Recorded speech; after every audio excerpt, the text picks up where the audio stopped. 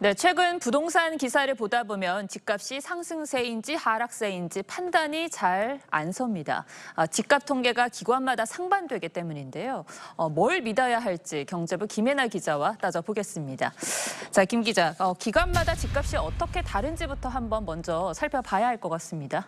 네, 집값 흐름은 주로 두 기관의 통계 자료를 확인하는데요. 최근 석 달 동안 서울 아파트값 변동률로 비교해 보겠습니다. 국가공인통계인 한국부동산원 통계에서는 지난 5월 중순부터 아파트값이 이렇게 오름세를 보였고 최근엔 오름폭을 0.07%까지 끌어올린 것으로 나타납니다. 하지만 같은 기간 민간 통계인 KB국민은행의 아파트 시세는 여전히 하락세입니다. 이 통계에 따르면 서울 아파트값은 1년 넘게 고전을 면치 못하고 있습니다. 네, 약간의 숫자 차이가 아니라 보니까 흐름 자체가 서로 역방향인데 그렇다면 참 혼란스럽습니다. 이렇게 다른 이유가 뭡니까? 네, 사실 표본이 조금 다릅니다. 한국부동산원은 각 지역에서 인기가 많은 주로 대단지 아파트 3만 6천 가구를 뽑아서 조사하고요. KB는 2배 가까운 6만 2천여 가구를 조사하고 있습니다. 그럼 더 많은 집을 조사하는 KB 시세를 믿을 만한 겁니까? 네, 꼭 그런 건 아닙니다. 그만큼 거래가 없었던 비인기 단지들이 가격을 산정하는 통계에 들어가서 왜곡이 생기기 때문입니다.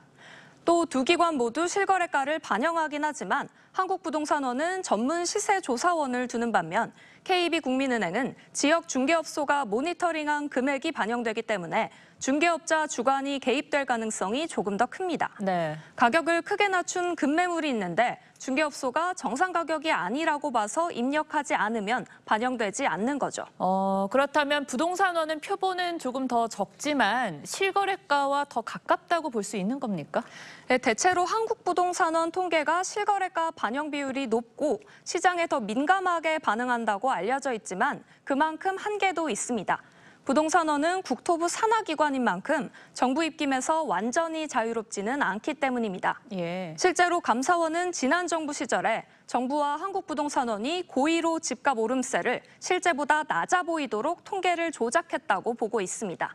또 주택 거래량이 크게 줄어든 요즘 같은 상황에서는 사실 두 기관 통계 모두 정확도가 떨어진다는 지적에서 자유롭지 못합니다. 올해 1월부터 6월까지 서울 아파트의 한 달 평균 거래량은 2,800여 건에 불과합니다. 거래가 없는 단지들이 그만큼 많아서 실거래가도 시장을 완전히 대변하지는 못하는 겁니다. 집을 사려는 사람이나 팔려는 사람 입장에서는 지금이 하락장인지 상승장인지를 알 수 있는 게 참 중요한데 두 통계 다 허점이 있다면 뭘 보고 판단해야 되는 겁니까? 네, 그래서 전문가들은 집값 통계는 대략적인 시장의 흐름을 파악하는 데만 활용하라고 조언합니다. 직접 들어보시겠습니다. 결국은 이것들은 대략적인 흐름만 그걸 가지고 파악을 할 뿐인 거고 내가 사고자 하는 단지에 사고자 하는 집의 실거래가를 이걸 가지고 판단을 병용할 수밖에는 없지 않나 싶고요. 네, 실제 집을 구매하려는 경우엔 전반적인 시장 분위기는 지켜보되 관심 있는 특정 단지의 실거래가 변화를 꾸준히 확인하는 게 가장 바람직하다는 겁니다.